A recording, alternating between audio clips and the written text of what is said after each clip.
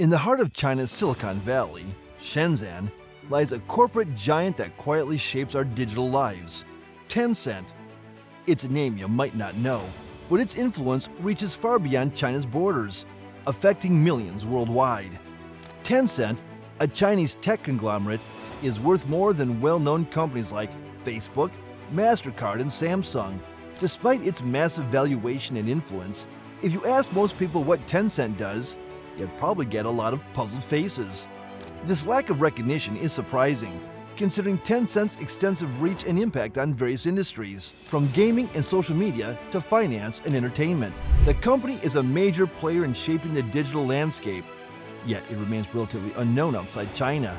Tencent was founded in November 1998 by Pony Ma and his four friends named Zheng Zhidong, Xu Chenye, Charles Chen, and Zheng Liqing under the name Tencent Inc., based in the Cayman Islands. The company's name, Tencent, comes from its Chinese name, Tengshan, which means galloping fast information. It combines part of Pony Ma's Chinese name, Ma Huateng. The initial funding came from venture capitalists. In February 1999, Tencent released its first product, a messaging service called OICQ.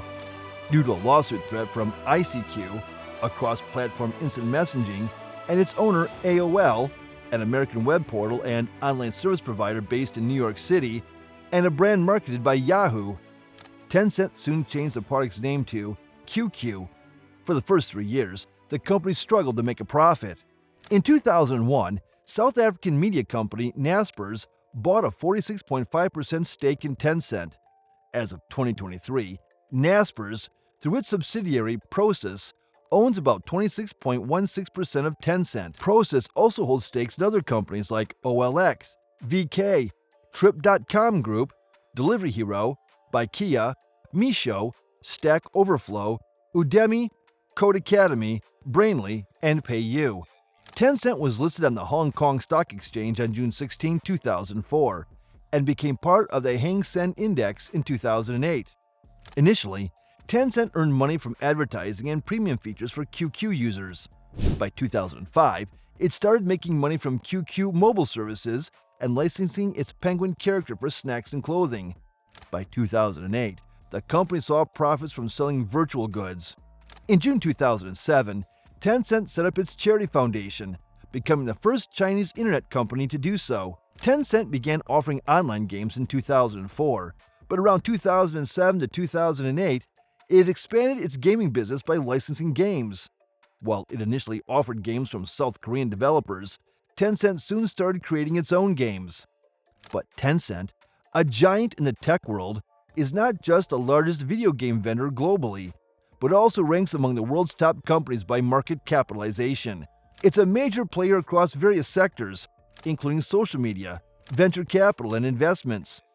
Tencent offers a wide array of services, from social networks and music streaming to web portals, e-commerce, and mobile and online games. It also provides internet services, payment systems, and smartphones. Two of its most popular platforms are the instant messaging services Tencent QQ and WeChat, along with the news site QQ.com. In 2004, Microsoft launched MSN in China, taking aim at Tencent's QQ, which was a leading chat service in the country. Microsoft's entry into the market was a big deal for Tencent, given Microsoft's vast resources and its commitment to expanding in China's massive market. Unlike QQ, which had a casual and fun vibe, MSN was known for its professional look and was quickly gaining traction among businesses and students. However, Tencent had an edge over Microsoft. MSN, being a part of a large bureaucratic corporation, faced slow decision-making processes. For instance, MSN's team in China suggested a feature allowing users to receive messages while offline and view them when they returned. But this idea got stuck in the slow-moving gears of corporate approval. Meanwhile, Tencent quickly developed and rolled out a similar feature, which became very popular. Despite being a larger company, Microsoft's MSN struggled against Tencent's nimble approach. Tencent, although a big player by then, still operated with the agility of a startup. This meant they could rapidly implement new features, gather user feedback, and make quick adjustments, even if their apps had some bugs.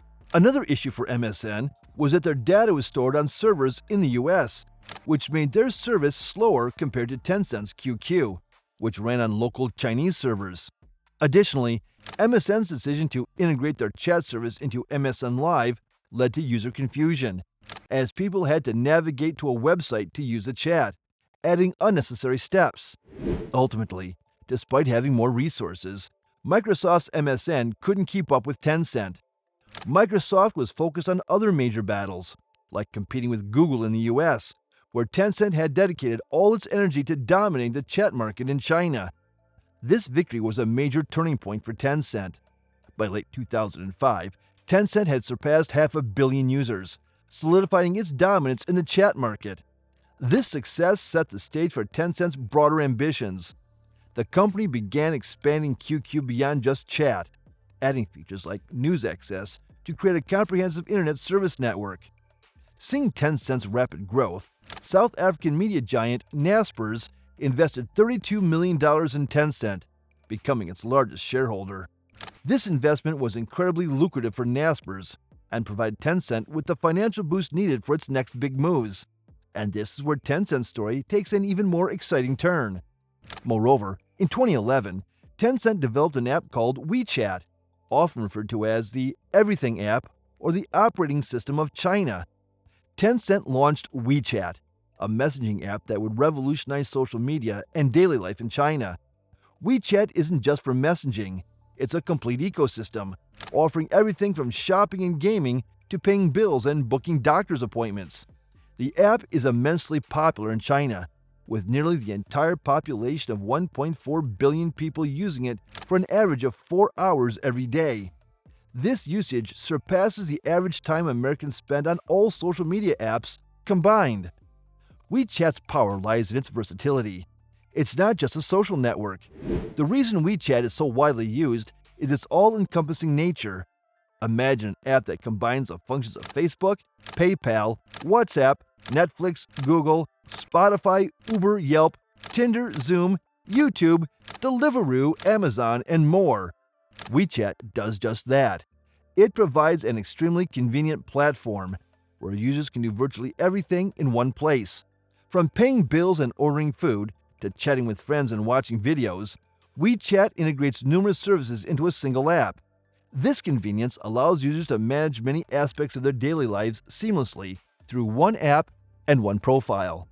However, when one company has access to all your personal data, including your location, bank history, messages, calls, and searches, it raises significant privacy concerns. The situation is further complicated by the close relationship between Tencent and the Chinese government. The Chinese Communist Party, CCP, can access this data, making WeChat a powerful surveillance tool. Private messages and images sent through Tencent's platforms, like WeChat, are monitored for content that might need censorship. If you say something the Chinese government disapproves of, your message might not be delivered. Or worse, you could face severe consequences, including imprisonment. For instance, a citizen was jailed for making a lighthearted joke about a government official in a text message. The CCP seems to use these incidents to deter people from speaking out against the government. The Chinese government has openly admitted that it can access deleted WeChat conversations without user consent or a court order. This level of surveillance isn't unique to China, as revealed by Edward Snowden's leaks about global surveillance practices. However, China's approach is particularly stringent. Amnesty International, an organization focused on human rights, conducted a report on how messaging apps handle data. Tencent scored the lowest, receiving 0 out of 100 for its data practices. This score reflects significant transparency issues and concerns about the company's data handling, including not denying that it provides a CCP access to encrypted messages. Many Chinese companies must maintain ties with the CCP to operate successfully, but Tencent is notable for monopolizing entire industries in China. This dominance comes with little regulatory interference, but it also means the company acts as a tool for the government. It's estimated that thousands of CCP members work within Tencent, including party officials on its executive board who influence the company's decisions. For example, during the initial COVID-19 outbreak, the Chinese government used WeChat to control the population by assigning color codes to indicate people's health status and determine their movement restrictions. Tencent was also directed to modify its games to align with Communist Party values, adding facial recognition to limit children's playtime to 90 minutes per day. Although these measures seem localized to China, Tencent's influence extends globally. After establishing dominance in China, Tencent expanded internationally, investing in companies like Reddit, Tesla, Discord, Spotify, Snapchat, and Universal Music. These investments have made Tencent a major player on the global stage, particularly in the gaming industry, where it is the largest company by revenue. It's especially surprising when you realize that gaming is just one of many areas where Tencent is active. Yet their gaming division alone is bigger than the entire companies of Nintendo or EA. Tencent's dominance in gaming comes from owning 100% of Riot Games, which created League of Legends, and 40% of Epic Games, known for Fortnite. They also have stakes in major gaming companies like Ubisoft and Activision Blizzard, among many others. Tencent's influence extends beyond gaming. For example, their payment division is nearly as large as PayPal's entire operation. WeChat Pay alone processes over 1 billion transactions a day, surpassing the combined totals of Visa and MasterCard. Recently, the West has begun to recognize the significant influence Tencent, and by extension China, wields. For instance, Blizzard, the company behind World of Warcraft and partly owned by Tencent, banned a gamer who supported the pro-democracy movement in Hong Kong. This raised concerns about how a Chinese company might influence decisions beyond its borders. Similarly, Tencent's partnership with the NBA for streaming games came into the spotlight in 2019 when Daryl Morey, the manager of the Houston Rockets, tweeted support for Hong Kong's fight for freedom. Tencent responded by halting the streaming of Rockets games, leading Morey to retract his statement and apologize. This incident highlighted how Tencent could potentially sway public disclosure and business practices globally. As governments in the US, India, and elsewhere have started viewing WeChat as a security threat and a potential surveillance tool, it becomes clear that Tencent's story can be seen in two different ways: as a remarkable business success or as a tool for geopolitical influence. In 2018, Tencent made headlines by becoming the first Asian technology company to reach a market value of $500 billion. By February 2022, it was not only the most valuable publicly traded company in China, but also ranked as the 10th most valuable company in the world. Known for its innovative approach, Tencent has been consistently recognized among the top 50 most innovative companies globally by Boston Consulting Group and Fast Company in recent years. The company has invested in over 600 companies, with a particular focus on tech startups in Asia since 2017. Tencent's strategy stands out for its approach of allowing these startups to operate independently. At its peak in January 2021, Tencent's valuation neared $1 trillion, although it has since decreased. In 2023, Tencent Holdings was ranked 35th on Forbes' Global 2000 list, showcasing its significant influence and reach in the global market. On one hand, Tencent stands out as one of the greatest business success stories ever told.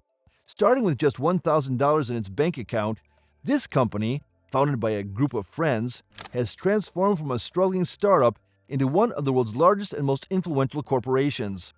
Their journey is not only remarkable, but also offers valuable lessons in business strategy and innovation. Tencent's achievements are nothing short of extraordinary, and there's a strong case to be made that it has found itself caught in a political storm it never intended to be a part of. The story of Tencent is complex and multifaceted, filled with both impressive successes and significant controversies.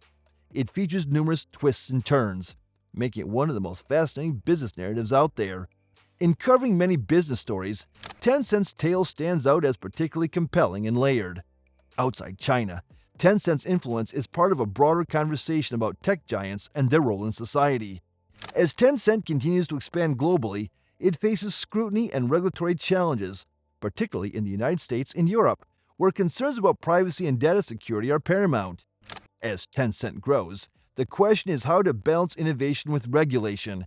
There's a need to protect user data and ensure fair competition, but also to acknowledge the benefits of these technologies.